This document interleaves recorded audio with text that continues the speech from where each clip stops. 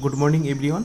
তোমাদের বায়োলজির ওপর একদম খুবই গুরুত্বপূর্ণ তোমাদের এখানে আমি 20টি এমসিকিউ কোশ্চেন আলোচনা করব। তোমরা লাস্ট মুহূর্তে এসে রিভিশন অবশ্যই করে নাও, ঠিক আছে? প্রথম প্রশ্ন দেখো যে বায়োটেকনোলজি এই যে শব্দটা রয়েছে প্রবক্তাকে, সঠিক উত্তর হবে অপশন সি অর্থাৎ ক্যারোলি এরিকি। প্রত্যেকে ভালো করে উত্তর দেবে এবং অবশ্যই তোমরা মিলিয়ে নাও যে সঠিক উত্তর পাচ্ছ কিনা। জৈব প্রযুক্তিবিদ্যার জনক কে? আমরা অবশ্যই সঠিক উত্তর করব অপশন ডি অর্থাৎ পেস্টার। নেক্সট কোশ্চেন দেখো, আশা করি সকলে প্রত্যেকটা প্রশ্নের উত্তর করতে পারছো। জৈব প্রযুক্তিতে আর ডিএনএ, তো এই আর কথার অর্থ কি? সঠিক উত্তর হবে অপশন ডি অর্থাৎ রিপিটিটিভ। ওকে, পরবর্তী প্রশ্ন দেখো, পরবর্তী প্রশ্ন রয়েছে যে নিচের কোনটি আণবিক কাঁচি হিসাবে পরিচিত? ভেরি ভেরি ইম্পর্টেন্ট প্রত্যেকটা প্রশ্ন। আমাদের সঠিক যে উত্তরটা হবে সেটা অবশ্যই প্রত্যেকে ভালো করে দেখে নেবে, ঠিক আছে? অপশন সি আমাদের সঠিক উত্তর, এন্ডোনিউক্লিয়েজ। ওকে, এবারে পরবর্তী প্রশ্ন দেখো যে জৈব প্রযুক্তিতে, এখানে আমরা দেখলাম আণবিক কাঁচি, এখানে আমরা দেখব আণবিক আঠা কাকে বলে? আমাদের সঠিক উত্তর হবে অপশন বি অর্থাৎ লাইগেজ। নেক্সট কোশ্চেন রয়েছে দেখো যে বহিস্থ জিনকে জীবদেহে প্রবেশের জন্য কোনটির সাথে যুক্ত করা হয়? ওকে, সঠিক উত্তর হবে অপশন এ অর্থাৎ ভেক্টরের সাথে যুক্ত করা হয়। আমাদের পরবর্তী প্রশ্ন দেখো, পরবর্তী প্রশ্ন রয়েছে যে প্লাসিমিড, এই যে প্লাসিমিড রয়েছে এটা আসলে কি বা এটা কি? ওকে, আমাদের সঠিক উত্তর হবে অপশন সি অর্থাৎ দ্বিতন্ত্রী চক্রাকার একটা ডিএনএ। ওকে, নেক্সট কোশ্চেন যে কোনটি এক্সট্রা ক্রোমোজোমাল ডিএনএ? নিচের কোনটা একটা এক্সট্রা ক্রোমোজোমাল ডিএনএ হিসাবে পরিচিত? তো অবশ্যই আমাদের সঠিক উত্তর হবে অপশন বি অর্থাৎ plasmid.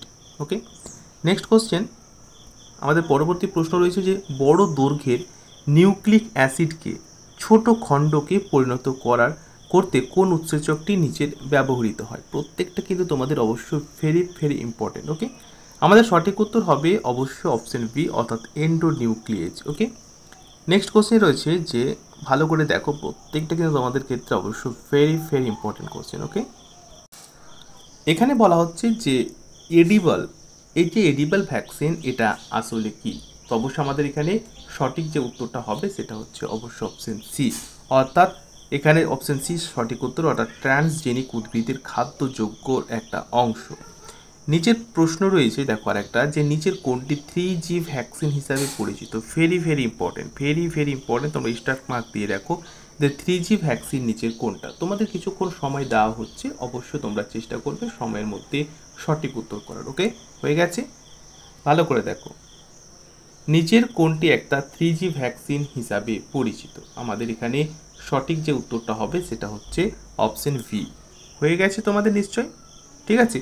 Foot mouth disease vaccine. Okay, next question যে মলিকুলার ফার্মিং কিসের সাথে সম্পর্কিত? মলিকুলার যে ফার্মিং রয়েছে সেটা কিসের সাথে সম্পর্কিত বলো? হয়ে গেছে উত্তর, দেখো অপশন আমাদের এখানে ডি সঠিক উত্তর হবে অর্থাৎ ট্রান্সজেনিক প্রাণীদেহে ড্রাগ প্রস্তুতির ক্ষেত্রে কিন্তু এটা অবশ্যই সম্পর্কিত। আমাদের পরবর্তী প্রশ্ন যে কোনটি স্বাস্থ্য ক্ষেত্রে জৈব প্রযুক্তির অবদান নয়? এটা নেগেটিভের ক্ষেত্রে ব্যবহার করা হচ্ছে, যে কোনটা নয় সেটা তোমাদের বলতে হবে।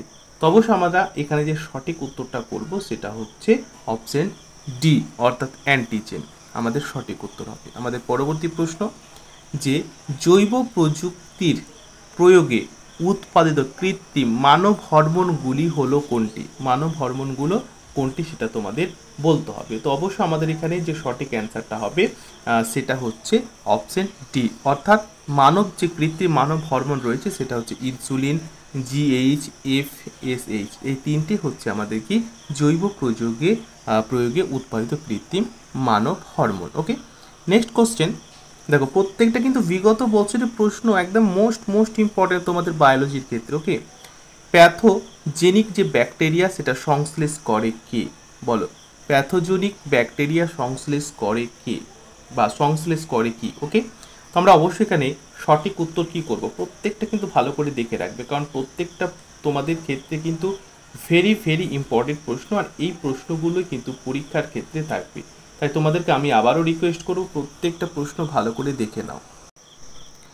আমাদের এখানে যে সঠিক উত্তরটা হবে সেটা হচ্ছে অবশ্যই অপশন এ অর্থাৎ অ্যান্টিজেন। আমাদের রাইট অ্যান্সার। আমাদের নেক্সট প্রশ্ন দেখো, ভেরি ভেরি ইম্পর্টেন্ট প্রশ্ন, যে প্রদত্ত কোন পরীক্ষাটি ক্যান্সার নির্ণয়ের জন্য সহায়তা করে? কোনটির মাধ্যমে ক্যান্সার নির্ণয় করা হয়, কোন টেস্টের মধ্যে দিয়ে? ওকে, তো আমরা এখানে যে সঠিক উত্তরটা করব সেটা হচ্ছে অপশন সি, অর্থাৎ বায়োপসি। এই বায়োপসির মাধ্যমে কিন্তু ক্যান্সারটা রোগ নির্ণয় করা যেতে পারে। ওকে, নেক্সট রয়েছে যে ভেরি ভেরি ইম্পর্টেন্ট প্রশ্ন, যে ট্র্যাকোমা। এই যে ট্র্যাকোমা রোগটা রয়েছে, এটা নিচের কোন অঙ্গের সাথে সম্পর্কিত বা সেই অঙ্গকে কী করে আক্রান্ত করে ট্র্যাকোমার মধ্যে দিয়ে? ওকে, তো আমরা অবশ্যই এখানে সঠিক উত্তরটা করব। দেখো ভালো করে দেখলে তোমরা বুঝতে পারবে, এবং সকলে সঠিক উত্তর করেছে অপশন ডি, অর্থাৎ চোখের সাথে কিন্তু এটা সম্পর্কিত। আমাদের পরবর্তী প্রশ্ন, যে অ্যালজাইমার্স, এই যে অ্যালজাইমার্স রোগে মানবদেহের কোন অঙ্গটি এটা ক্ষতিগ্রস্ত হয় বা আক্রান্ত হয় বা সম্পর্কিত?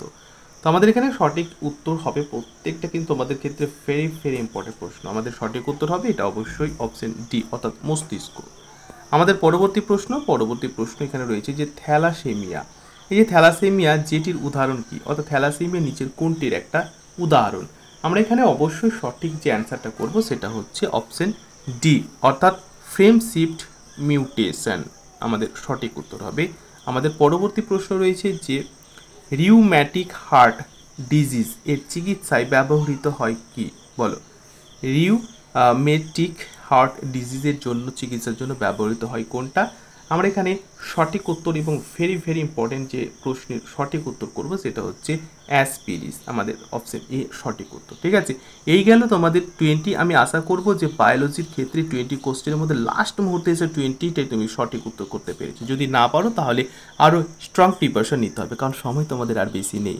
সকলে ভালো থেকো, এবং এই ধরনের আপডেট পাওয়ার জন্য চ্যানেলটি সাবস্ক্রাইব করে পাশের বেলটি অন করে রাখবে, এবং ক্লাসটা অবশ্যই একটা লাইক করবে। Thank you, all the best and best of lakh.